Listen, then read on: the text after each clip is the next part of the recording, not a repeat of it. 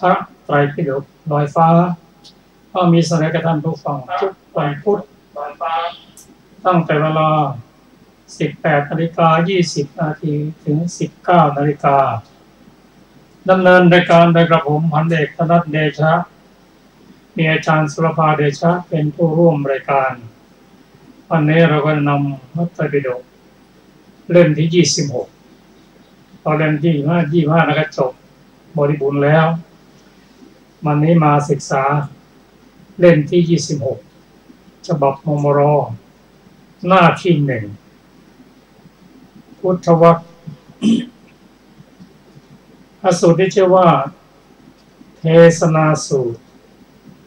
ว่าด้วยปฏิจจสมุปบาท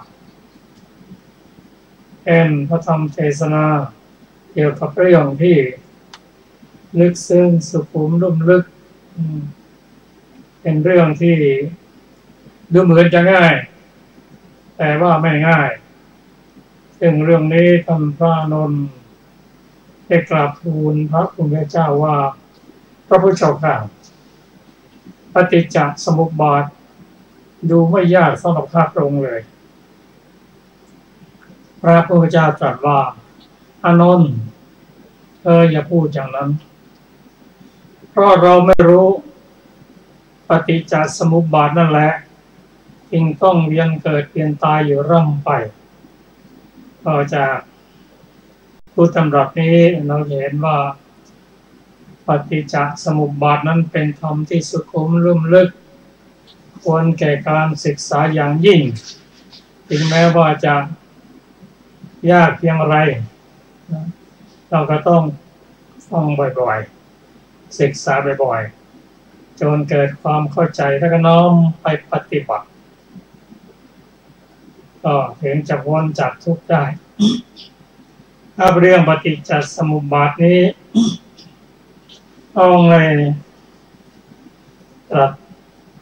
ทบทวนหลังจากที่พระองค์ตรัสรู้ใหม่ๆดังแสดงไว้ในพระไตรปิฎกฉบับมมร.เล่มที่ 6 หน้าที่ 1 มหาขันธกะเป็นโพธิกถาปฏิจจสมุปบาทมนสิการะโดยสมัยนั้นพระผู้มีพระภาคเจ้า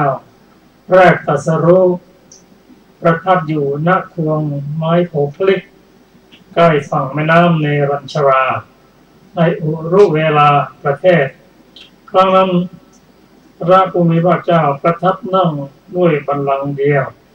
สบายวิมุตติสุขณควงไม้โผพลิกตลอด7 วัน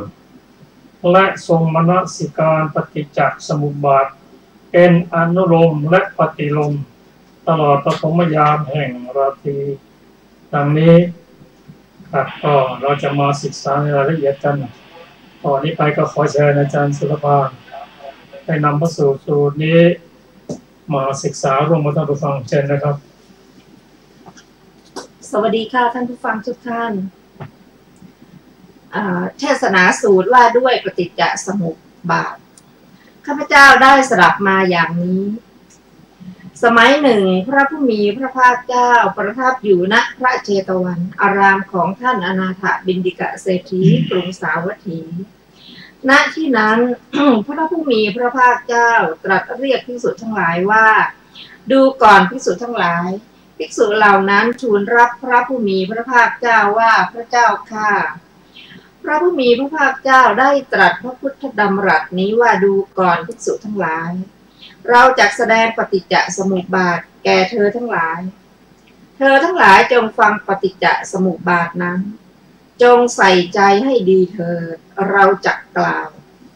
ภิกษุเหล่านั้นทูลรับพระผู้มีพระภาคเจ้าแล้วพระผู้มีพระภาคเจ้าได้ตรัสว่าดูก่อนภิกษุทั้งหลายก็ปฏิจจสมุปบาทเป็นไฉนดูก่อนภิกษุทั้งหลายเพราะอวิชชาเป็นปัจจัยจึงมีสังขาร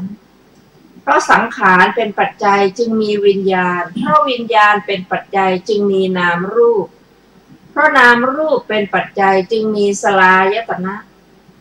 เพราะสลายตนะเป็นปัจจัยจึงมีผัสสะ เพราะผัสสะเป็นปัจจัยจึงมีเวทนาเพราะเวทนาเป็นปัจจัยจึงมีตัณหาเพราะตัณหาเป็นปัจจัยจึงมีอุปาทานเพราะอุปาทานเป็นปัจจัยจึงมีภพเพราะภพเป็นปัจจัยจึงมีชาติเพราะชาติเป็นปัจจัยจึงมีชราและมรณะโสกะปริเทวะทุกขโทมนัสและอุปาญาต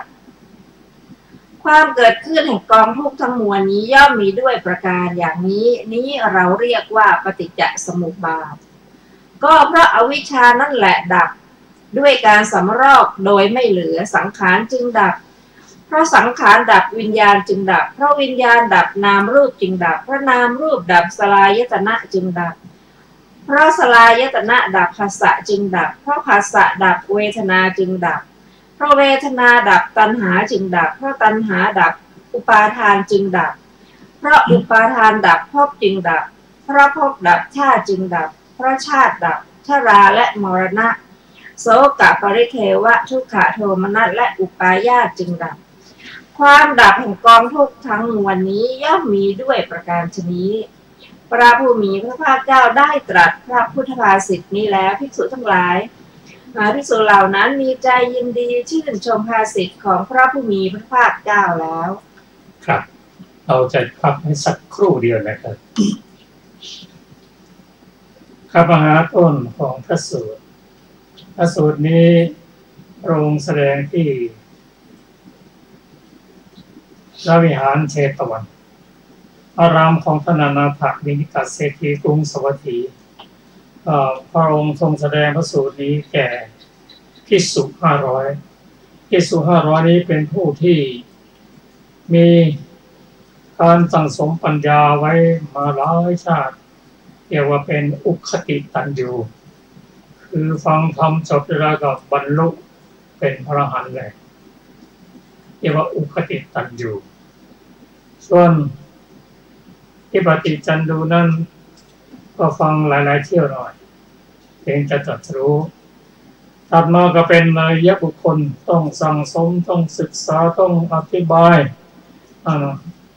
กว่าจะสำเร็จมีดวงตาเห็นธรรมด้วยแต่ก็สามารถจะบรรลุธรรมได้ในชาตินี้เหมือนกันเรียกว่าอริยบุคคลส่วนในบุคคลหนึ่งนั้นเรียกว่าปัทภปรมบุคคลอ่านมากฟังมากจำมากพูดไปมากแต่ไม่สามารถบรรลุธรรมในชาตินี้ได้เรียกว่าปัทภปรมบุคคล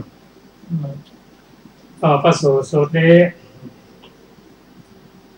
พระองค์ทรงตรัสแก่บุคคลผู้อุคติตันยูตอนนี้เราจะมาศึกษาในส่วนใหญ่ๆก่อน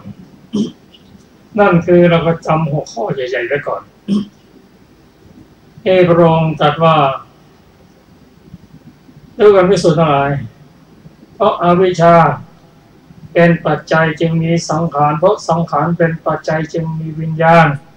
เพราะวิญญาณเป็นปัจจัยจึงมีนามรูปเพราะนามรูปเป็นปัจจัยจึงมีสลายตนะเพราะสลายตนะเป็นปัจจัยจึงมีผัสสะเพราะผัสสะเป็นปัจจัยจึงมีเวทนาเพราะเวทนาเป็นปัจจัยจึงมีตัณหาเพราะตัณหาเป็นปัจจัยจึงมีอุปทานเพราะอุปทานเป็นปัจจัยจึงมีภพเพราะภพเป็นปัจจัยจึงมีชาติเพราะชาติเป็นปัจจัยจึงมีชรามรณะโสกะปริเทวะทุกขโทมนัสและอุปาญาตความเกิดขึ้นแห่งกองทุกข์ทั้งมวลนี้ย่อมมีด้วยประการอย่างนี้เราเรียกว่าปฏิจจสมุปบาทพระองค์กล่าวปฏิจจสมุปบาทโดยอนุโลมก็ตอนนี้เราก็จะมาจำหัวข้อใหญ่ๆไปก่อนว่าหัวข้อใหญ่นั่นคืออะไรแปลเป็นอะไรบ้างหัวข้อใหญ่นั่นคืออวิชชาเป็นปัจจัยอวิชชานั่นก็คือไม่รู้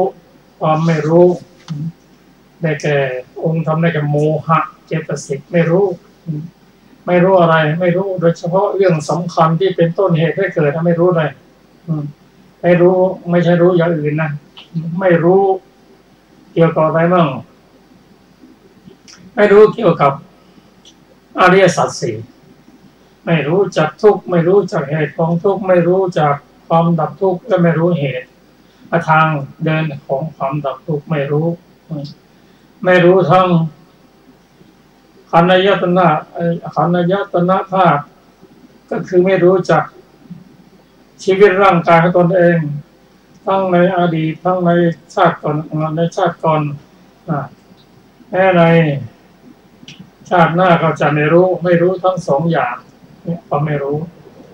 ในอีกอย่างหนึ่งคือไม่รู้วันเนี้ยคือไม่รู้อะไรเกี่ยวกับปฏิจจสมุปบาทนั่นเองอันนี้เรียกว่าอวิชชาไม่รู้8อย่างคือโมหะความไม่รู้พอทำอะไรก็ไม่รู้ถ้ารู้แล้วก็คงไม่ทำอันนี้เป็นสาเหตุแรกเป็นเหตุแรกเป็นปัจจัยแรกที่ทำให้เกิดสังขารตัวนี้แปลในพระสูตรที่แปลว่าตัวเจตสิกที่เป็นตัวมีตัวเจตนาเป็นต้นชอบปรุงชอบแต่งความจริงสังขารนี่แปลได้หลายในแปลว่าชีวิตและร่างกายก็ได้สังขารและโลกก็ได้แต่ในที่นี้สังขารแปลว่าตัวปรุงแต่งมีหัวหน้าก็คือตัวเจตนาตัวปรุงแต่งเพราะอวิชชาเป็นปัจจัยจึงทำให้มีการปรุงแต่งเกิดขึ้นเพราะสังขารเป็นปัจจัยเพราะตัวปรุงแต่งเป็นเหตุจึงทำให้เกิดวิญญาณตอนนี้ก็เกิดขึ้นเราจะศึกษาให้ละเอียดก็ต้องในไปศึกษาในหลักวิชาการทางพุทธศาสนานั่นคืออภิธรรมปิฎกซึ่งการปรุงแต่งต่างๆนั้นปรุงแต่งเป็นบุญก็ได้ปรุงแต่งเป็นบาปก็ได้คนที่คิดว่าพรุ่งนี้เราจะอะไรไปทำบุญเนาะอันนี้ปรุงแต่งเป็นบุญถ้าบอกว่าพรุ่งนี้เราจะไปหาปลาที่ไหนหรออันนี้ก็ปรุงแต่งเป็นไม่เป็นบุญก็เป็นบาปบางครั้งก็ปรุงแต่งเป็นอาเนญชาภิสังขารและกระปรุงแต่งของบุคคลผู้ต้องการจะทำฌานนะอันนี้ก็เป็นปุญญาแล้วก็อาเนญชาภิสังขารการปรุงแต่งเนี้ยคือเราอยู่ทุกวันเนี้ยทำบาปบ้างมันก็ทำให้เกิดยาวเลยทำบุญบ้างทำให้อยู่ในโลกยาวเหมือนกันแต่อยู่ด้วยความสุขนะถ้าคนที่ทำบุญนะแต่ยังปรารถนาขอให้รูปงามขอให้มีปัญญาขอให้มีฐานะดีขอให้เกิดอยู่ในที่ดีๆเกิดในสวรรค์เช่นนี้เป็นต้นถือว่าทำบุญและปรารถนาอย่างนั้นก็ยังวนเวียนอยู่ในโลกแต่วนเวียนระหว่างมนุษย์เทวดแต่ถ้าปรุงเป็นบาปความคิดจะทำบาปนั้นก็มนุษย์ชั้นต่ำแล้วก็อบายภูมิเป็นส่วนใหญ่อันนี้คือเป็นสังขารทำให้เกิดวิญญาณการคิดทำให้เกิดวิญญาณความจริงวิญญาณทั้งนี้ก็ที่ว่าในนสูตรนี้หมายถึงวิปากวิญญาณตัววิญญาณที่จะนำไปเกิดได้แก่วิปากวิญญาณ32ซึ่งเราจะศึกษาในละเอียดต่อไปความจริงวิญญาณนั้นก็เป็นไปทั้งวิญญาณที่เป็นในปัจจุบันนะแล้วก็เป็นวิญญาณที่ทำให้เกิดวิบากคือทำอะไรก็ตามสร้างเหตุแล้วต้องมีผลสร้างเหตุแล้วก็มีผล ยกตัวอย่างเช่นเราทำบุญนี่เป็นเหตุปัจจัยทำบุญแต่ในชาตินี้เราก็ได้รับผลของการทำบุญนั้นเรียกว่าบุญที่ให้ผลในชาติปัจจุบันที่เหลือก็ให้ชาติไปชาติหน้าและชาติอื่นบุญที่ให้ผลในปัจจุบันนั้นคือเรามีความสุขใจมีความอิ่มเอิบใจเงื่อตาผ่องใสและบุญที่เราเนี่ยมันบันทึกลงนะมันบันทึกลงเป็นวิบากที่จะให้ผลต่อไปอันนี้คือทำอย่างไรก็อย่างพระพุทธเจ้าทรงตรัสว่าการทำบุญนั้นไม่ว่าการกระทำใดๆที่เป็นกรรมดีก็ตามกรรมชั่วก็ตามในพิธีจิตแล้วโดยเฉพาะชาวนะนั่นน่ะมันให้ผลทั้งชาตินี้แล้วเหลือไปก็เป็นชาติอื่นไปจะเป็นวิบากต่อไป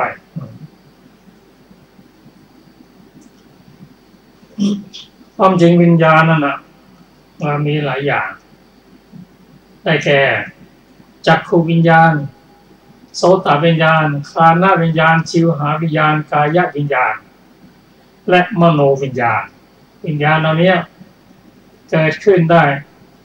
เพราะสังขารเป็นปัจจัยแต่ปัจจัยนั่นก็ที่มีปัจจัยใกล้ปัจจัยไกลจริงวิญญาณที่จะเกิดขึ้นได้นั้นก็ต้องอาศัยวัตถุและอารมณ์ต้องมีวัตถุที่ดีวัตถุ6อย่างดีอารมณ์6อย่างชัดเจนเช่นนี้เป็นต้นวิญญาณก็จึงจะเกิดขึ้น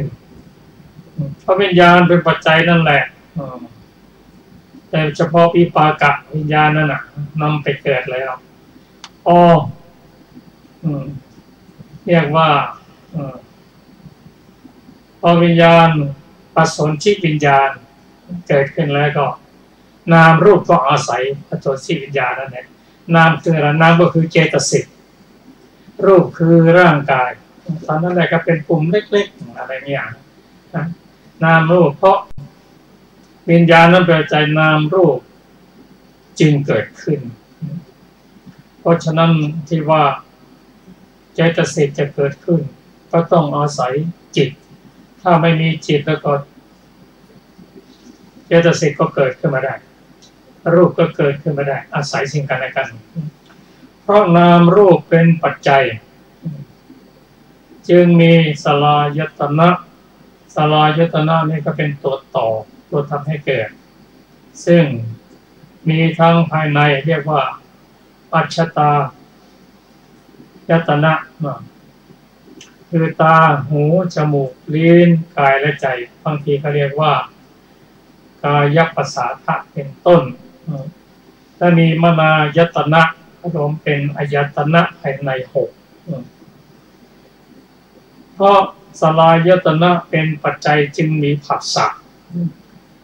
นี่ก็คือตัวกระทบผัสสะนี้บางทีท่านบอกว่าเพราะทำ3อย่างบรรจบกันจึงเป็นผัสสะทำ3อย่างนั้นได้แก่อะไรบ้างได้แก่จักขุ6วัตถุ6อารมณ์6 3อย่างนี้รวมกันเป็นผัสสะ6ผัสสะคือการกระทบผัสสะพอผัสสะนี้ก็ค่อนข้างจะหยาบสักนิดหนึ่งเพราะผัสสะเป็นปัจจัยที่มีเวทนาสมมติเรานั่งนะพอก้นถึงที่นั่งที่นุ่มนวลเราก็รู้สึกผัสสะดีนะเพราะผัสสะดีนะแล้วก็เกิดปัจจัยสบายจริงๆเนาะถ้าผัสสะไม่ดีพอนั่งปุ๊บแล้วก็เจอของแข็งๆเราก็เกิดความทุกข์ใจก็เกิดเป็นเวทนาเรียกว่าทุกขเวทนาเพราะผัสสะเป็นปัจจัยจึงมีเวทนานั่นก็คือเป็นตัวเจตสิกตัวหนึ่งเกิดขึ้นกับจิตทุกดวงอยู่ในกลุ่มจิตตสาธารณเจตสิก7เริ่มต้นด้วยผัสสะเวทนาสัญญาเจตนาเอกคตาและชีวิตอินทรีย์เป็นต้นและชีวิตอินทรีย์ ตัวเนี่ยตัวเวทนาเนี่ยมีหน้าที่เสวยอารมณ์เป็นสุขมั่งเป็นทุกข์มั่งไม่ทุกข์ไม่สุขมั่งแต่ตัวเวทนาเนี่ยพอมีความสุขเวทนาเป็นสุขก็เป็นปัจจัยให้เกิดตัณหานี่คือความอยากจะนั่งสมาธินานอย่างนี้เป็นต้นเพราะปัจจัยเป็นเพราะเวทนาที่ดีเป็นปัจจัยจึงเกิดตัณหาและความพออกพอใจตัวโลภเนี่ยตัวตัณหาเนี่ยเป็นปัจจัยให้เกิดอุปทานคือยึดมั่นพอนั่งเก้าอี้ตัวนี้นานๆเริ่มยึดเริ่มติดแล้วพอเข้าออกจากห้องประชุมไปเรานั่งตัวไหนตะกี้นั่งตัวนี้สบายแต่คนอื่นมานั่งแทนก็ยึดเนาะก็สนุกหน่อยตัวนี้ผมนั่งไว้ก่อนครับนี่เป็นต้นเริ่มยึดที่นั่งแต่สำคัญที่ว่าเนี่ยในพระสูตรที่หมายถึงยึดขันธ์ห้าเวทนาอุปทานยึดหลายอย่างมี4อย่างด้วยกันเพราะความยึดมั่นถือมั่นเป็นปัจจัยจึงมีภพยึดมั่นถือมั่นยึดในขันธ์ห้าหรือต่างๆคำว่าภพนี้ก็มีการมาภพรูปภพและอารูปภพไปยึดหมดก็ถ้ามีภพเป็นอย่างนี้ก็จะมีการเกิดคือมีชาติพอเกิดภพหรือชาติเกิดขึ้นก็ชาตินี้การเกิดนี้ก็เป็นเหตุให้มีการแก่การตายมีความทุกข์มีความเศร้าโศกเสียใจทั้งหมดทั้งสิ้นนี้เรียกว่าการเกิดขึ้นแห่งกองทุกข์หรือเรียกว่าหลักปฏิจจสมุปบาทที่ท่านได้ฟังอยู่ในนี้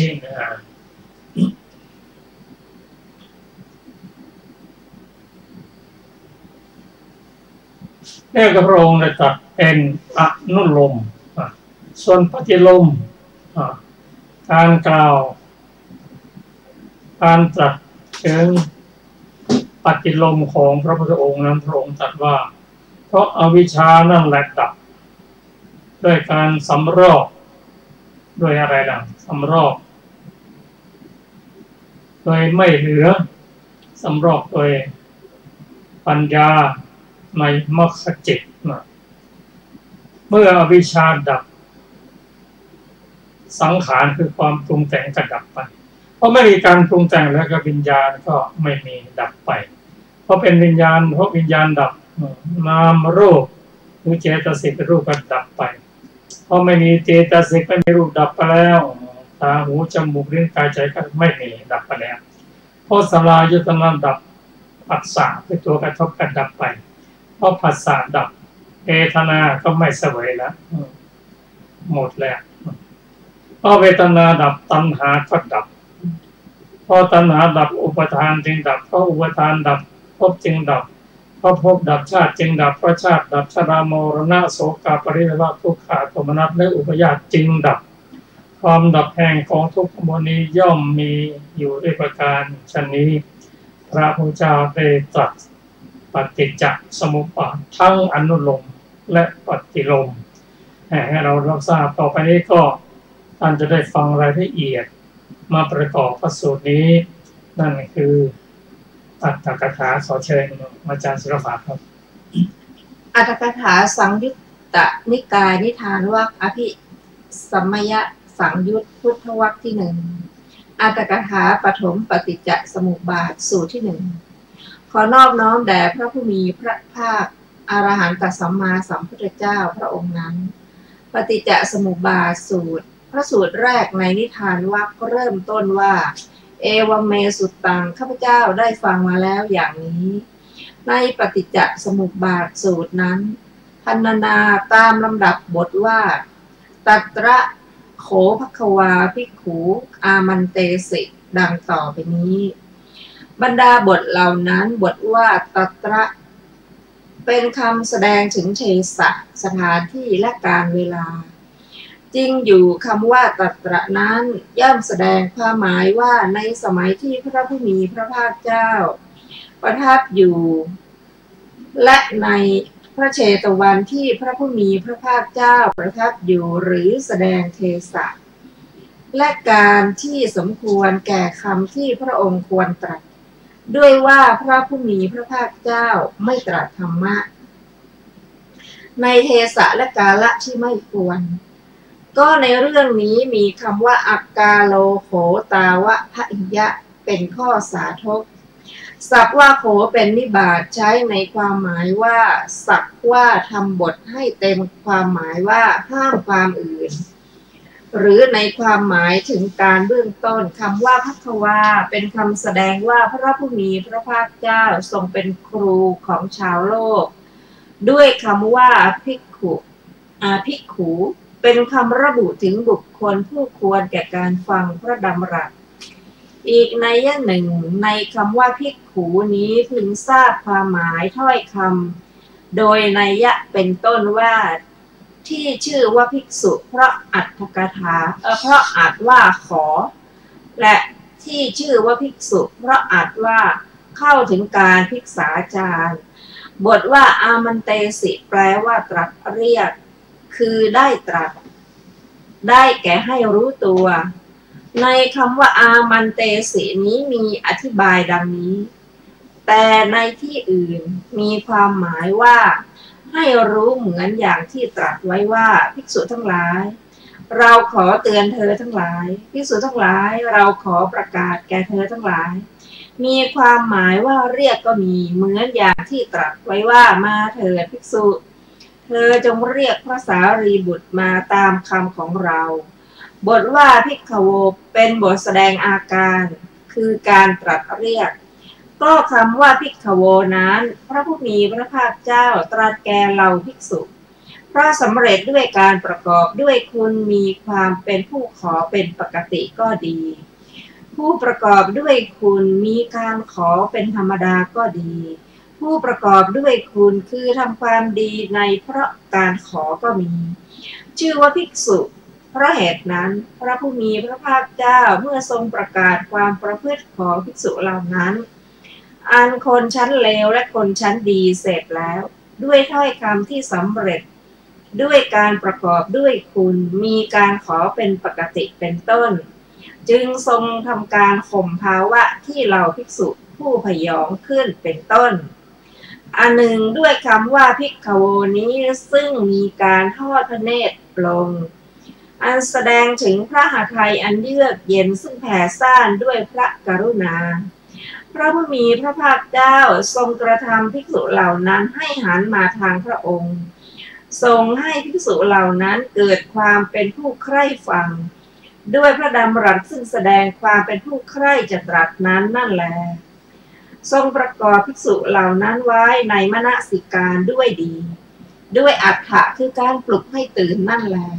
เพราะการทำคำสอนให้ถึงพร้อมต้องประกอบด้วยมนสิการให้ดีหากจะมีคำถามว่าเมื่อมีทวยเทพและมนุษย์อื่นๆอยู่เหตุไฉนพระผู้มีพระภาคเจ้าจึงตรัสเรียกแต่ภิกษุเท่านั้น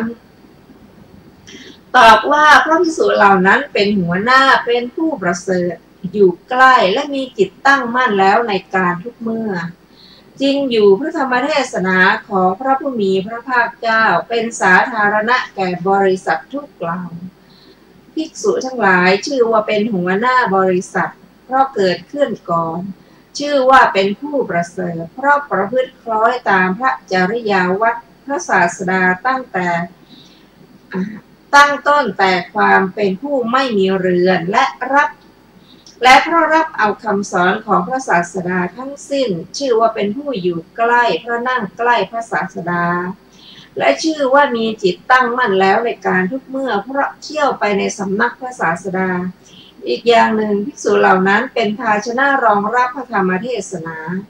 เพราะเป็นผู้ปฏิบัติตามคำสอนของพระศาสดาและเพราะเป็นผู้พิเศษแม้พระธรรมเทศนานี้ทรงหมายถึงภิกษุบางพวกเท่านั้นเพราะฉะนั้นจึงตรัสเรียกอย่างนี้ถามว่าพระผู้มีพระภาคเจ้าเมื่อทรงแสดงธรรมตรัสเรียกภิกษุก่อนย่อมไม่แสดงธรรมเลยเพื่ออะไรตอบว่าเพื่อให้พวกภิกษุเกิดสติเพราะภิกษุทั้งหลายเมื่อคิดเรื่องอื่น จะนั่งมัวมีจิตฟุ้งซ่านบ้างมัวพิจารณาธรรมอยู่บ้างมัวทำใจในกรรมฐานบ้างเมื่อพระผู้มีพระภาคเจ้าไม่ตรัสเรียกพวกเธอเลยทรงแสดงทำไปพวกเธอจะไม่สามารถกำหนดได้ว่าพระธรรมเทศนานี้มีอะไรเป็นเบื้องต้นมีอะไรเป็นปัจจัยทรงแสดงพระอัฏฐปฏิอย่างไหนจะพึงรับเอาได้ไม่ดีหรือรับเอาไม่ได้เลยเพราะเหตุนั้นเพื่อจะให้ภิกษุเหล่านั้นเกิดสติพระผู้มีพระภาคเจ้าจึงตรัสเรียกเสียก่อนแล้วจึงแสดงธรรมภายหลังคำว่าพระทันเตนั้นเป็นคำแสดงความเคารพอีกอย่างหนึ่งคำนั้นเป็นการให้คำตอบแก่พระศาสดา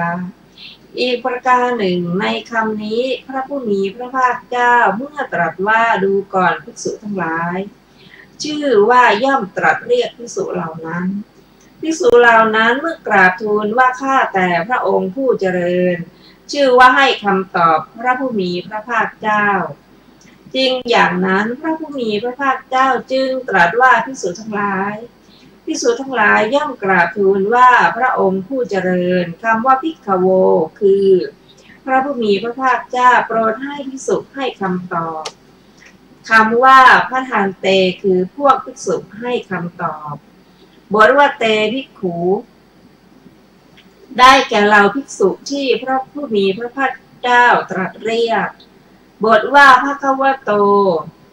ปัจจักโสสุงความว่ารับการตรัสเรียกของพระผู้มีพระภาคเจ้าอธิบายว่าหันหน้าฟังได้แก่รับคือรับปฏิบัติคำว่าภควาเอตะโอจะความว่าพระผู้มีพระภาคเจ้าได้ตรัสพระสูตรทั้งสิ้นนี้ที่ควรตรัสในบัดนี้การพิจารณาเนื้อความแห่งคำเริ่มต้นซึ่งประดับด้วยกาละเทศะเทศกะคือผู้แสดงบริษัทและอัปเทศข้ออ้างอุปเทศข้ออ้างของพระสูตรนี้อันสมบูรณ์ด้วยอรรถะและพยัญชนะส่องถึงความที่พระสูตรนี้ลึกซึ้งด้วยเทศนาญาณของพระพุทธเจ้าที่ท่านพระอานนท์พาสิทธิ์ไว้เพื่อกำหนดได้สะดวกจบบริบูรณ์แล้วด้วยคำมีประมาณเท่านี้บัดนี้โอกาสแห่งการพรรณนาพระสูตรที่พระผู้มีพระภาคเจ้า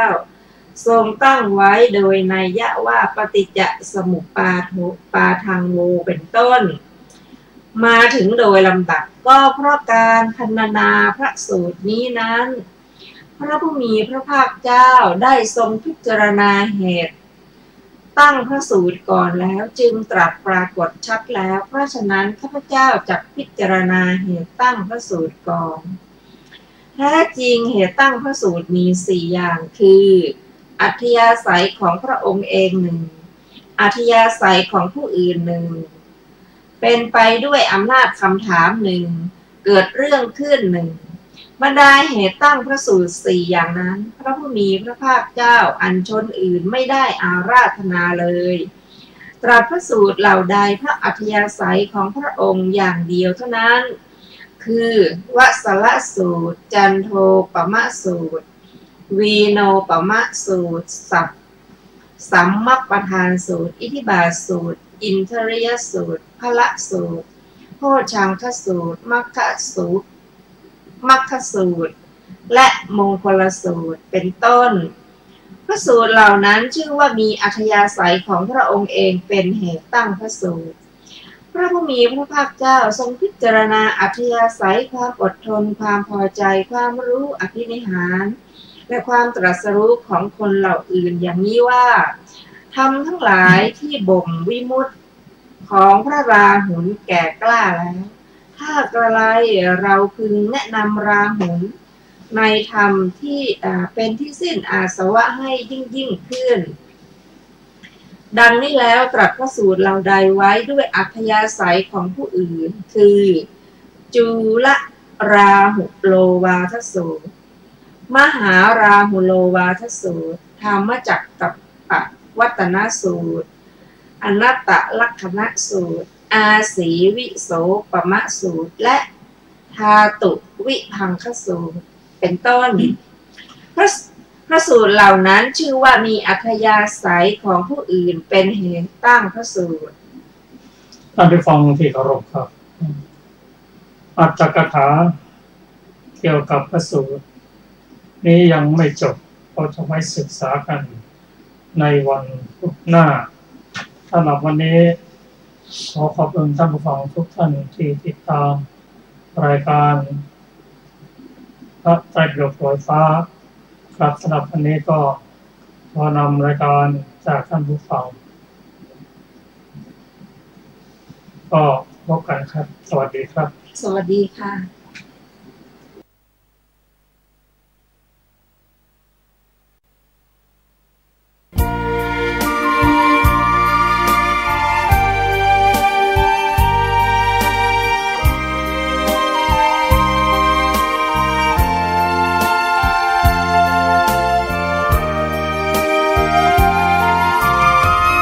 วัดเป็นบุญเขตวิเศษสถา